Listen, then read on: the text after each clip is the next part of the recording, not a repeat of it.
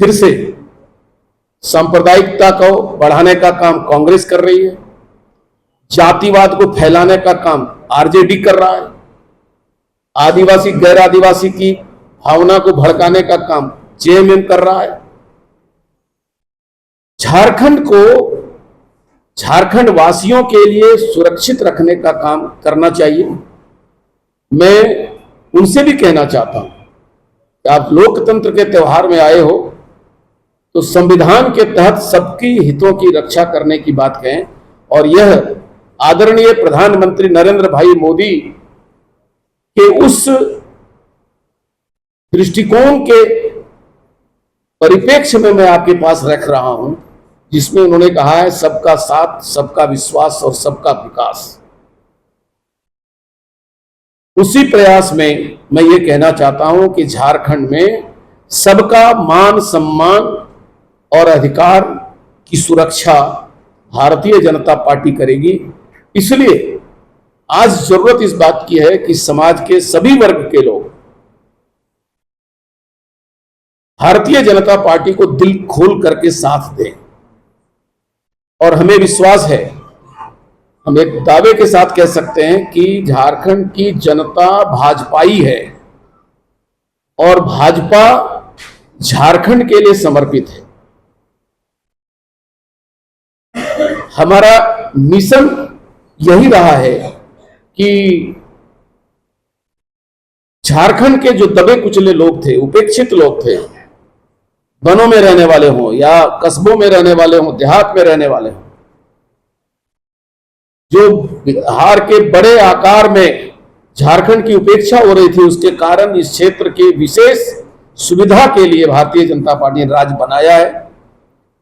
और हम उस जिम्मेदारी को आदरणीय प्रधानमंत्री के नेतृत्व में, जो सपना हमने अटल जी के नेतृत्व में देखा था, वो सपना हम आदरणीय नरेंद्र मोदी के नेतृत्व में पूरा कर रहे हैं। जब भी भाजपा का शासन यहां आया, कानून व्यवस्था को हमने नियंत्रित किया। भाजपा के शासन काल में कभी किसी बेटी को हवस का शिकारी पेट्रोल छिड़क कर जिंदा जलाने का काम करने की हिम्मत नहीं किया। भाजपा के शासन काल में कभी किसी बलात्कारी ने बलात्कार किए हुए गोविंदपुर की घटना है, बलात्कार किया और उसके शरीर के टुकड़े टुकड़े करके फेंक दिए। उदाहरण अनेक हैं। झारखंड में हमने नक्सलवाद को समाप्त किया। हिंसा के छाये में, साये में खेत खलिहान जो बिहार में के शासन काल में झारखंड में था, चाहे वो चतरा हो, पलामू हो, लातेहार हो या लोहांचल हो या हमारा उत्तरी छोटानागपुर जो बिहार की सीमा रेखा पर था, वो खेत खलिहान को सुरक्षित किया है तो भारतीय जनता पार्टी के शासनकाल में हुआ है।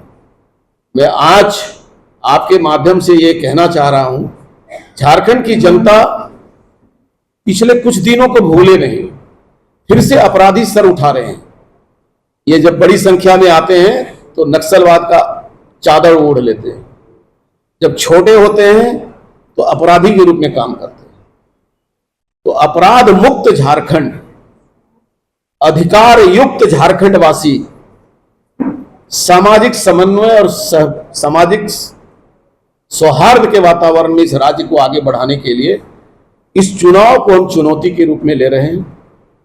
उसमें वो सब विषय आते हैं जिसमें कई बार हमारे वरिष्ठ नेताओं ने उठाया है, चाहे वो बांग्लादेशी घुसपैठ हो, सोशल डेमोग्राफी का जो सत्यानाश हो रहा है वो मुद्दा हो।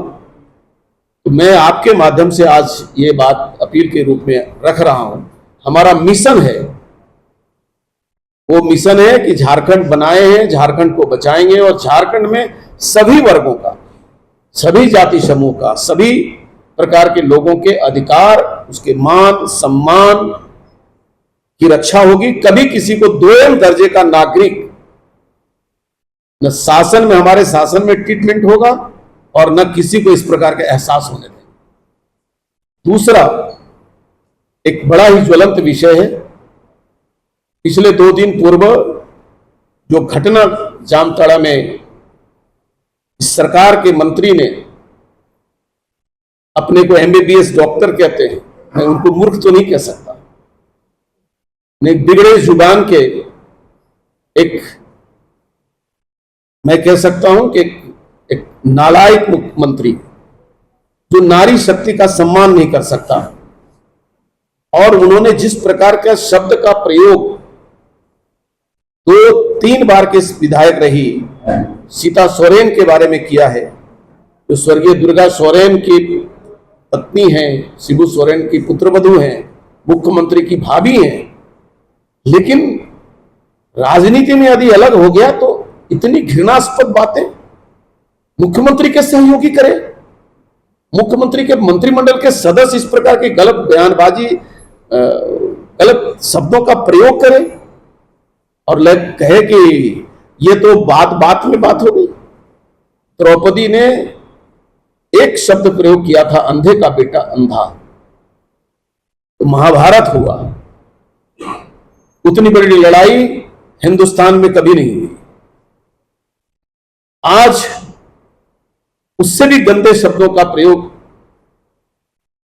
डॉक्टर इरफान ने किया है, और इरफान अंसारी से मैं कहना चाहता हूं, आप महाभारत को निमंत्रण मत दो।